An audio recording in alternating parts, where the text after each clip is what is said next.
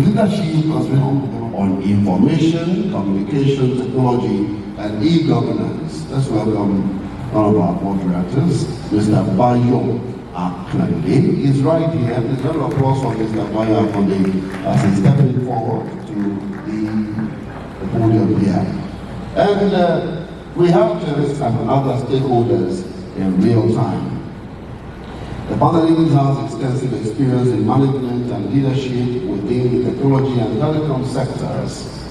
Prior to founding SchoolTry in October 2020, he has served as a manager at Facebook from March 2021 to October 2024. Let's welcome the founder and CEO of SchoolTry, Mr. Ismail Eleburuike of Akande. Thank you.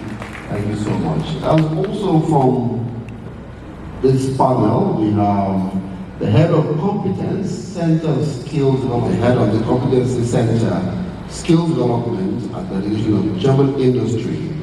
He had about 6 years experience in skills development and vocational training. Let's welcome Mr. Adeoye, Adedotun, who is one of our panelists for this event. Please. That's Dr. Adeoye, Adedotun. Welcome, Dr. Adelabu. All right, and the next person is no other person than the Honorable Commissioner for Education, Science and Technology in Oyo State. He's currently serving in that position. He holds a PhD in Management Science from University of Utara, Malaysia, Adelabu, who is going to be a member of this panel today. A round of applause for Professor Salihu Adelabu as he's stepping forward. Welcome, sir. And the last but not least is the one who is joining us online. I guess he's also part of our panel and will be joining us online. Mrs. Eva Mauricio is joining us on the question at the housing world now. I remember when we were going on, when they say vocation, we think about going to learn a trade somewhere. You know, being given place to go and buy yam and beans. Learning how to do some things. But has it changed? Is there a difference in the understanding of skills now? And what does it mean to have these skills right now? I'll start with Dr. Debo. I know that he had given us an opening session about this. So what does it mean in our world today to have vocational skills? Thank you very much. The requirement for skills has always been there. It's not a new thing. But the kind of skills that are being required may have been existing a few years ago. But then skills remain to be critical functions for humanity and as a whole. Thank you very much. Thank you. Thank you. I'll come to Mr. Akande. Mr. Akande, so I'm sure that you're not before. Yes. Take us through the online where you can get some skills, especially the AI solutions that people are not probably looking at today. What are those opportunities there when it comes to getting the skills? Thank you. Because of the industrial revolution and the need for formal skills.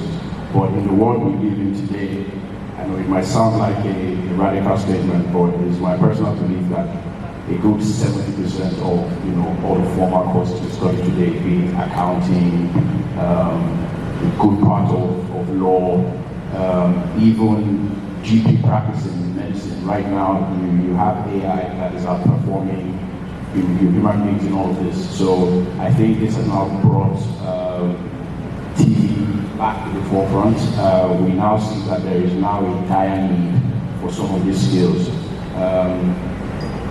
And going to some countries, like Finland, which really sparked TV in our mind, in OISG, seeing what they've been able to do there. We see that courses like AI, short programming courses have been moved from the formal to vocational, because these are, you can learn these courses in a short period of time, couple of months, and with that you can be a well-respected, even high-earning member of society. Lots of ways you can do that. There are skills where there are websites where you can teach yourself, have short online courses such as Coursera. I see there are a lot of students here. In Oyo State, we brought something called SchoolTry, which is a school information system and learning management system. And apart from your school courses that you can take on that as a student, there are also loads of courses, alternative programming courses, AI courses that you can load on that. And if you look at a lot of the big universities out there, be the Harvards, they also have free courses, free programming courses, not programming courses, free technical courses, free AI courses that you can use, learn, and empower yourself. And the funny thing these days, you can even ask the AI to say, you want to learn. ChatGPT is free. Anyone can open ChatGPT and say, can you please teach me such and such skills? And it actually would. So right now, I think there's too much information on our hands, and there are a lot of free resources where you can actually get these skills. So the onus is now on you to challenge yourself and say, look, I want to empower myself, I want to gain more skills, and these things are out there. Thank you very much. He had made some information available to us. I hope you took notice of that. Those information are not found just anywhere. You need to be very hands-on to understand that. So I'll come to Ismail and all Bayo. The idea of getting formal certificates seems to be secondary now to getting a good job or getting nice skilled work. So what effort are you putting into what you do to help students understand these dynamic paradigm shifts and they can get themselves prepared for that world of work? What Dr. Debo said, it's we have over 100 people working in our company today, and we demand actual skills to carry out the task. Meaning that we can't employ you if you don't have the right skills. Even if you have a PhD degree or what level degree you have, we give you a problem to solve, and the moment you can solve that problem, then you are automatically employed. So how are we not helping the students and employing anybody that needs help is, aside the school information management system that SchoolTry provides and the learning management system, we're now trying to bring our global partners into the picture. Those in the areas of AI, the blockchain, that can actually give you the real skills that we have as a side value, not just managing your information, enhancing your learning outcomes. We want to give you the real skills through this partnership. And we are really very key when we are going into this partnership. Our first priority is on artificial intelligence, and the second is blockchain. And then we are talking about digital literacy, career.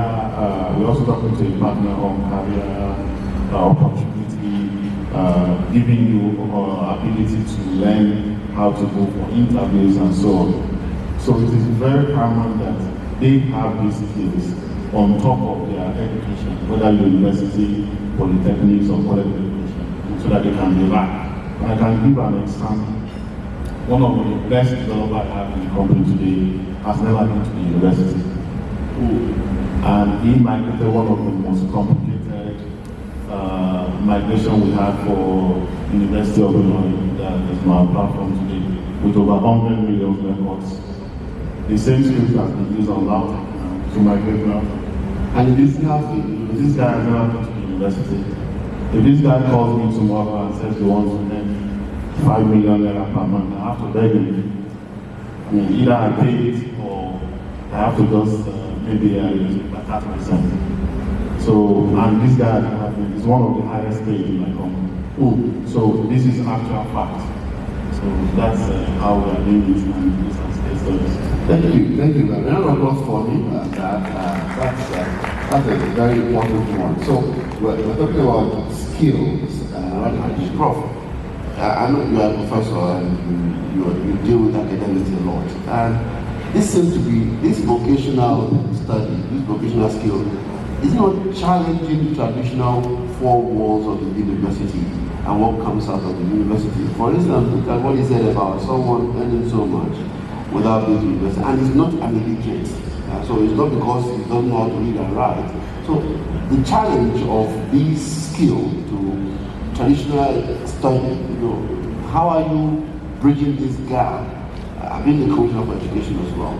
Oh, thank you for that wonderful question. It's not about writing or about speaking alone. It's about what you have upstairs, what do you have to offer. And going by the theme of this panel, we are talking about technical and vocational education, global and local perspective. For the global perspective, very okay.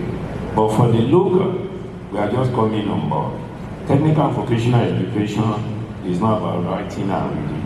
It revolves around ideas. The I stands for industry-led.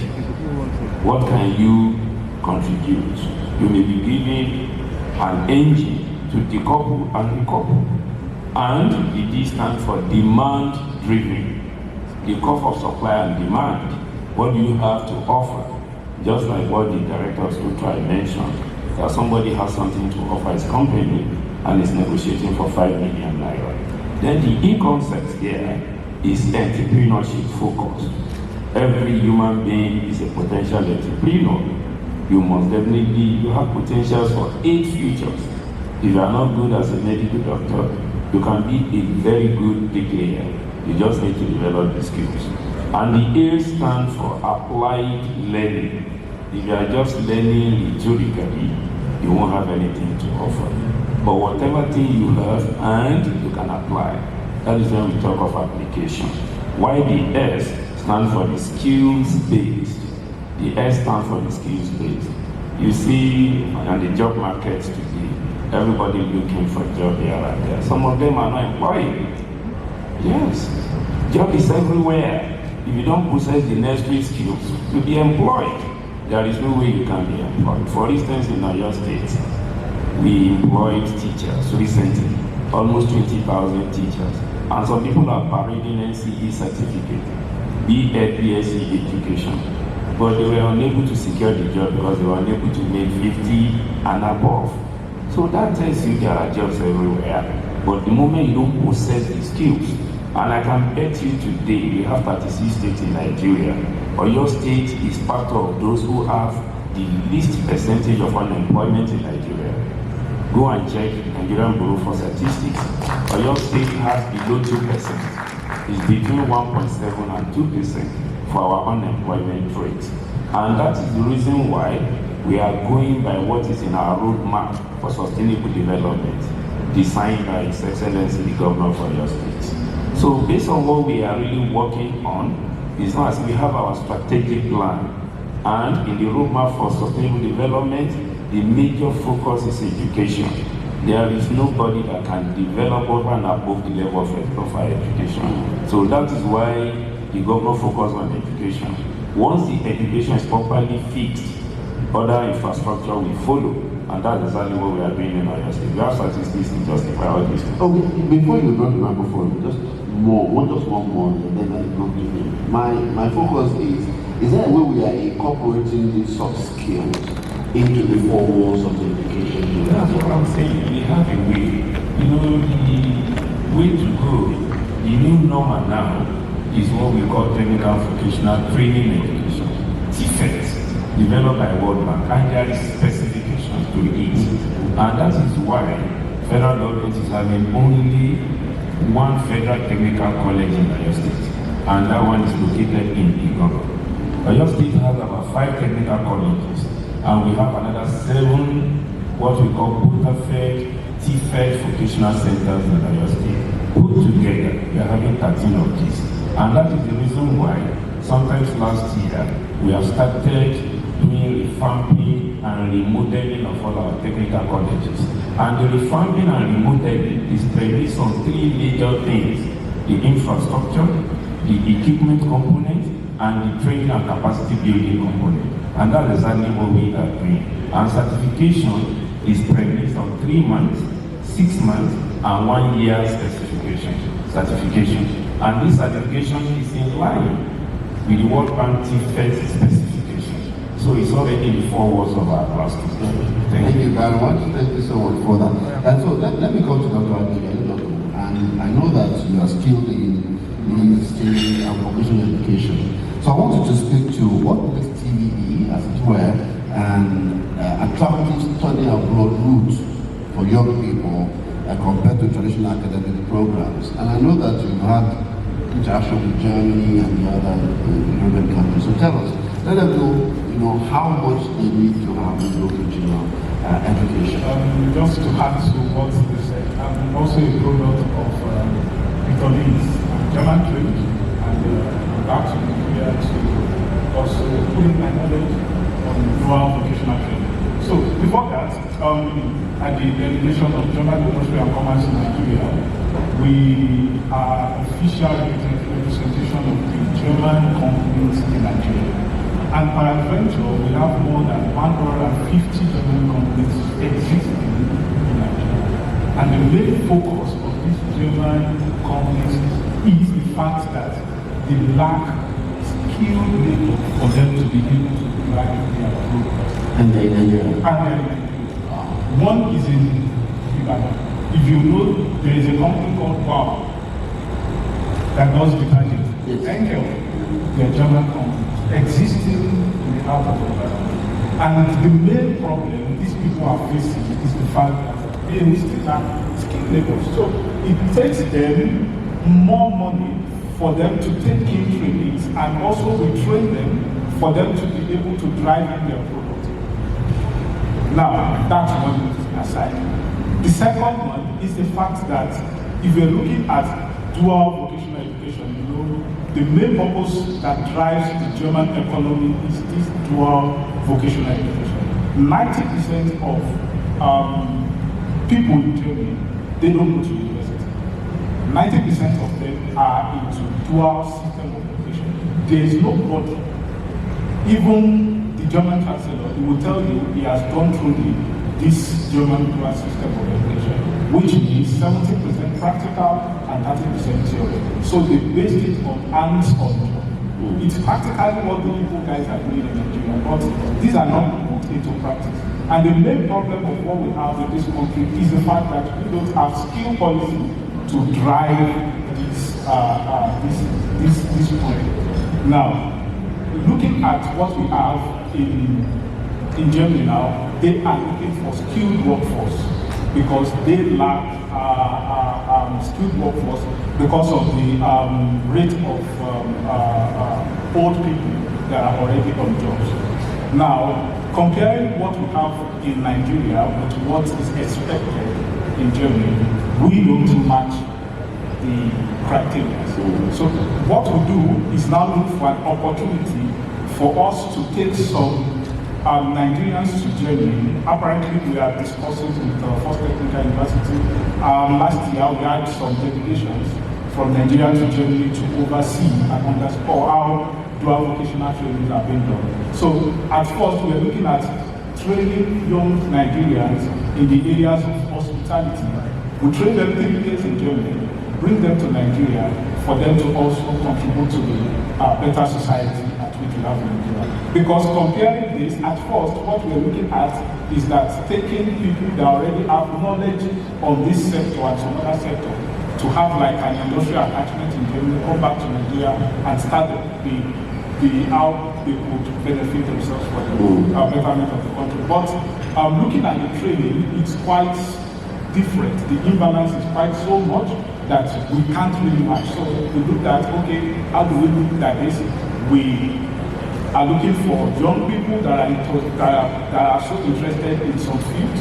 We take them to Germany, train them for 3 years, everything will be taken care by us, and they come back to the country and get themselves employed with both German companies in Nigeria, Nigerian companies, service provider, and some other companies that are interested. Thank you very much. Let's applause for him. I'll go back to the the first thing was what was mentioned earlier today is to find a way of demystifying the myths around around Tibet. We need to demystify the myth around it.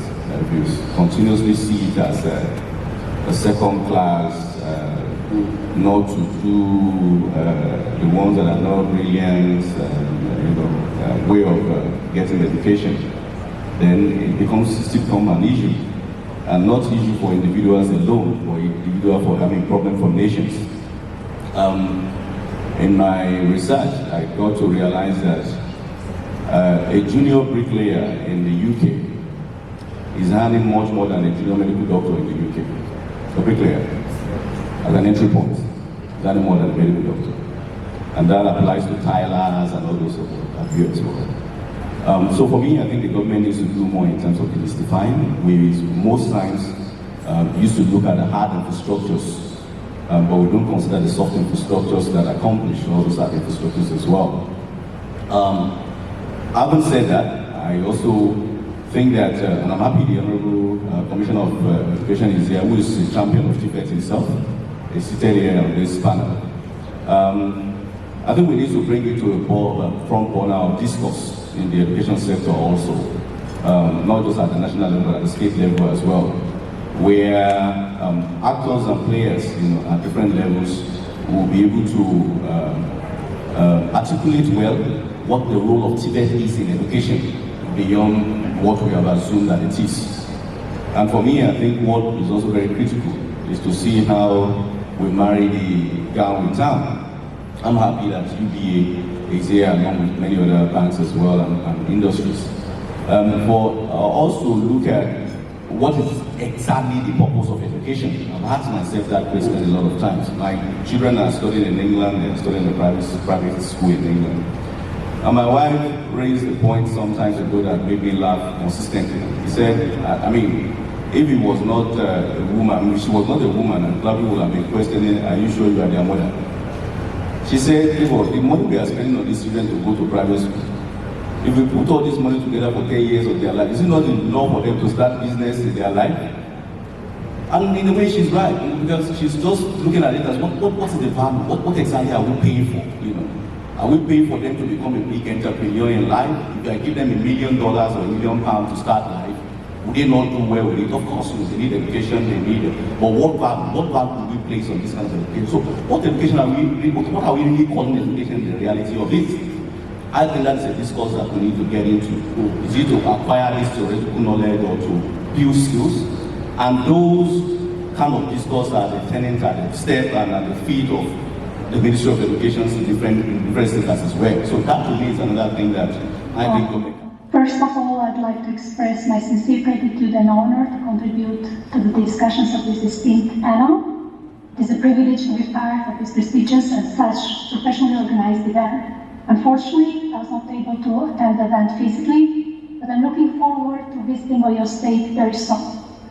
As the only female member of this panel, and the fact that I missed the interaction with the audience, but also with the panel members, I'll allow myself to speak a bit longer than the distinguished moderator asked me to. As I was introduced, I'm the International Affairs Coordinator at the Municipal Federation of Education in the Upper Savo region in Finland. Our federation, among other organizations, includes also the Upper Savo Vocational College, known USA offers over 164 diploma-level qualifications and a vast number of courses and trainings to meet the demands of the industries for upskilling. We stand as Finland's second largest educational upper secondary education provider in agriculture. We are the leading institution in grain and livestock production, with our learners, clients, and partners spanning over 80 countries, including Nigeria. Last September, we had the privilege of welcoming a distinguished Dr. Akande, and during their visit, we toured our training facilities, including a fully equipped and modern ambulance car. Put to Mr. Bayo Akande, one very interesting question I got here was, should I just abandon school, drop out, and seek these skills? I mean, the question is right here. You just say, look, with all these things that you're saying, should I just leave school and look for these skills? To drop out, but I will say honestly, It honestly depends what you're studying. Because of what you also said. Yes, I personally, if I had and like I said, it might be a radical thought, if my younger cousin today was studying accounting, I wouldn't tell him to drop out, because I would say, I personally think that is a course that might be taken over by, that is a field that might be taken over by machines in sooner rather than later. So it depends on the course. And there are also, a university isn't just for academic skills. There are other things you build in university. There are lifelong friendships, obviously. There's the discipline of being in university. So I say I'm a chemical engineer. I've never used my course for anything, but it doesn't mean it was wasted. The connections I made, even the way I reason, some of it is due to the course I studied. So it depends on what you want to do. That's all I'm saying. I mean, that's a challenge for professors, those who are training us in school. So, Prof, Professor Adelabu, let me come to him quickly, because I told you that it's challenging the bricks and mortar, these skills. Looking at okay. So looking at the situation we have presently in the country, number one thing is that going through your studies is quite more important. I'll use myself as an example. I studied German. I studied German in Nigeria, but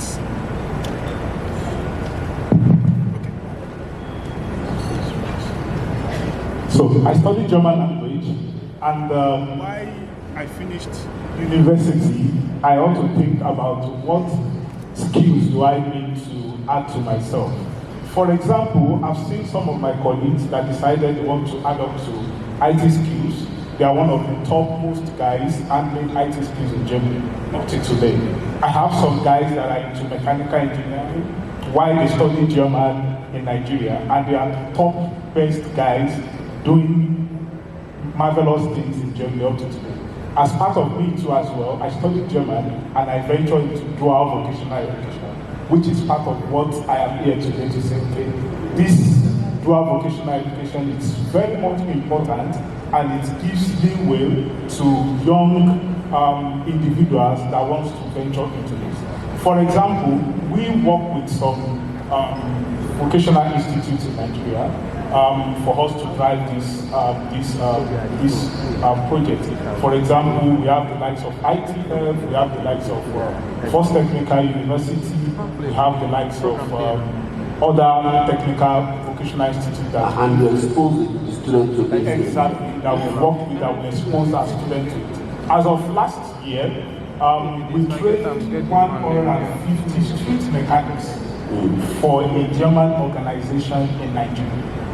The main reason is just because there are these existing mechanics in Nigeria, but what they do is try and error. For them to be able to diagnose the 2025 Camry is totally different from how you can work on 2016, 2003 Toyota Camry. Now they need machines to be able to drive this. And how can they do this? They have to be retrained. So we retrain these people and we place them on job on one of our German, it's very popular, you know BSF. We are chemical, German chemical industry in Nigeria. So we train 150 people for the sake of this. And apparently they are on the job. Okay. All right. Thank you very much for that contribution. I will come to Mr. Eleburuike quickly, and this time I want you to speak to very quickly, how do internationally recognized TV certifications, how do they boost employability in globals to let them know how they can identify the skills for themselves? Yes. So there's always a pathway to from learning to employability. And that's an area that we have not been able to harness. If you look at, I was also trained in TV, and I worked in LC for about 7 years. I did my bachelor degree in Nigeria. And when I was, I went through almost 7 interview processes. And I remember before I even got into that interview, I had to learn by myself. I was watching YouTube on a daily basis. on how to code, and that gave me the confidence to go for those interviews, and I was able to convince them and get that job. Then reality came in when I got into the job. I saw 1 million lines of code. I don't even know where to start. So it was a lot of challenge, but with persistence, with resilience, you learn, you stay overnight, and then you keep yourself in those skills. So it's very important that that pathway from learning to employability is being created, and you cannot disconnect it from industry. Another thing we have missed is that curriculum are being written in the absence of the industrial players. I think we need to go back to the drawing table to look at, and we took some of our delegates from Kenya one day to Tibet in Sweden, which we also plan to do the same thing for Oyo State in a couple of months. And they were telling us that before they design the curriculum, all the industrial companies, like 50 of them, have to sit down. They need to tell them what they need in the next 6 months, and which area of profession do you need. And then those academia will now go back to the drawing table and design those curriculums.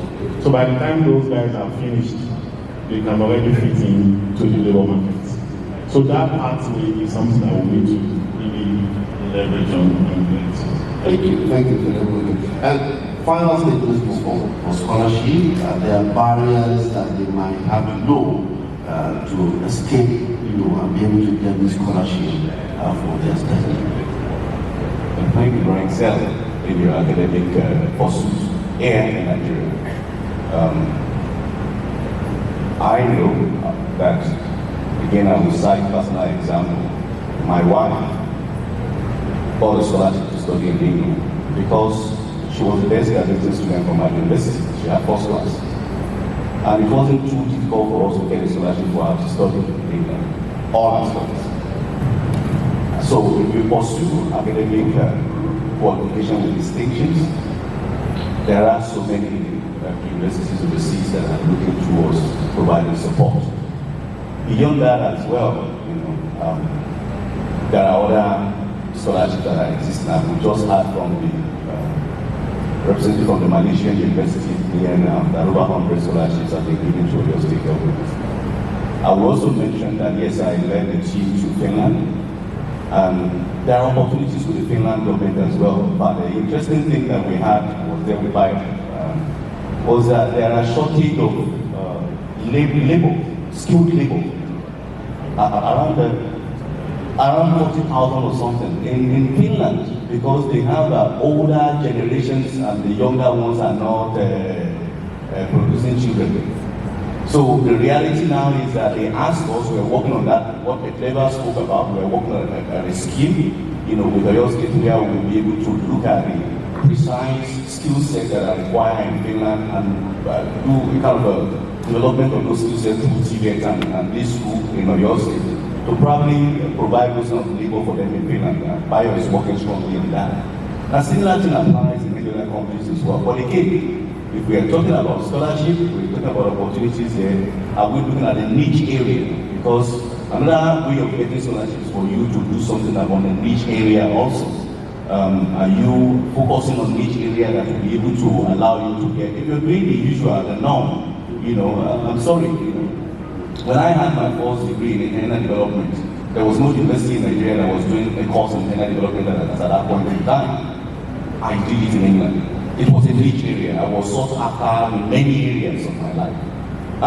That is the same way there are so many niche areas, and now that we can pursue. Bayo was saying something about accounting the other time. I believe the same thing applies to every other area, law. Every single area has a niche area that you can look into and say, where do I place myself in this niche area? And in addition to that as well, don't limit yourself to, I always say that first degree is the first degree. It doesn't mean, we know that many people will say, what I applied for was not what I was given. To me, that is not a problem. But knowing what I know now, maybe I would have gone to do theology or I'm going to do study in my first degree. Now I know that it doesn't matter, that I can build on whatever I have in my first degree in the subsequent studies as well. I have over 15 certification now in different areas, 15 certified from different universities in the world. Because I needed those skills and then I needed those qualifications to build what I am pursuing as an individual. That doesn't have anything to do with my degrees and my, whatever. So find those niche area also, and those niche area will be able to probably support your aspiration in getting scholarship to travel overseas. There are constraints, but I believe that's one of the reasons why we have chief sales in the company. And now, to help and guide us. They had their exhibition yesterday. Sit around them, sit with them to get more comprehensive information or idea on how to overcome some of these challenges that we might not be able to overcome. I mean, not to be able to speak about within the context of this meeting here today. Thank you very much. Thank you, Dr. Akande. Thank you so much. A number of applause for these programs. I'm sure you are in Finland and talked about it as also help us here. I think conferences like this are a great first step to helping identify institutions that can be of value. Me being here today, I've learned some stuff with regards to how I can even recommend it to other people. So it's very important that you just keep your ear out there. Information it's at your fingertips. It literally is everywhere. And I know it seems funny that I keep talking about AI and tech and all these things, but today it literally is as simple as that. Ask ChatGPT, what are the best vocational studies for blah blah blah. It will tell you this is my budget. It will tell you this where I'm from, what's the closest to me. It will tell you. Ask what is the visa process. It will actually answer you. Say it in Yoruba, it will tell you. So really, I keep saying this. You really have to challenge yourself and want to be better. And I think that's I'll leave that there today. Thank you. Thank you. This giving back to our society. I think everybody sitting down here has Japada to the country, from Malaysia to UK to Sweden to Germany, and probably even yourself. Yes. Even probably yourself holding the mic, maybe you have been to have Japan. So there's always, we have to give back to our society. The only reason why I could do what I'm doing today is the privilege I had to have access to information. But now the beauty of it is you actually distribute the knowledge and experience more if we come back to our country and give value to them. So now we have a platform with over 500,000 users. Imagine I just put information to that platform. That means over 500 users can have access to it. And we live in a developed country where most of the problems are solved. But the impact we put here is actually huge. And also in terms of economy, I think there's also a lot of return on investment if we bring back the knowledge and experience back to us. Thank you. Thank you very much. A round of applause for my family. Thank you so much. So let me come to facilitate this kind of opportunities for students. Thank you to the Ministry of Education, Science and Tech. We have comments that we have a lot of exchange programs at Adeoye Defense Technical Universities. We have some of our students are going to Germany, going to the US to complete their program. Just a few days ago, some people left the University of Ibadan for UK to complete their doctoral program. And they're luckily enough in this room. At the point we left Nigeria to for postgraduate studies, and then one or two of my colleagues is here. After our studies, we came back to Nigeria and we became a university professor. As I'm talking to you, being that Professor Jimo, I think you are in this hall, is a vice chancellor of Amadi University, at the same time dean of the faculty. So we have all of them across Nigeria. So there is no point when you have exchange program, you go, you acquire the certificate, you come back to Nigeria. I think it's a big opportunity and we are still looking up to that. And in the area of scholarship, this is 21st century. Scholarship has gone beyond scholarship board. If you are talking of scholarship board, the opportunity is limited. Opportunity is there in the cloud. Just like what Bayo is saying. you can sit down at your comfort zone and begin to ask a lot of questions for opportunities here and there. You get this one option. Going to exhibition, people display this is what we have, this is what we have. And I have to sincerely thank the organizer of this program. They commenced last year, Ministry of Delegation fully participated, and they sent us scholarship opportunities. So many people coming back to the ministry, we were introducing them to ISAF. So I have to sincerely thank Lady Adedotun, and that is why. And I was thinking with the executive assistant to the governor that it is high time, that is Dr. Debo Akande, the Ministry of Education, the Oyo State government, through the Ministry of Education, Science and Technology, buy into this international conference. This one, TPC, Education UK, is organizing. They have just mentioned that the additional 150 universities. I have my training in Malaysia too, and the people have training in UK, and people have training in Germany. So as a result of this, I want to sincerely thank Kiro, Mr. Peter Eleburuike, and your wife for what you have been doing for the next year. I sincerely want to thank you, and the ministry will be willing to keep in partner with you, and if care is not taken, you may take the possession of your program. You get nothing. Thank you. Thank you, Prof. But before you leave, we'd like to take the final comment from these skills in the institutions outside the normal curriculum. And he said the lot of the glory is taken in the relationship. Thank you. That's what he said. So if you conflict that, you can take him up on that. All right. Yes. This is Adelabu. So let's do 1 minute for your comment because we have to leave now. Training providers, they exist to equip the students not only with the hands-on skills but also with soft skills. Because if you become a mechanic, you know how to fix a car, but you need to deal with your customers. You need to know how to build a business and how to manage it. So it's not simply just an education option, it's a strategic tool for economic growth, innovation, and societal resilience. So I highly encourage all the students that are participating in this event to go for it and reach out for yourself.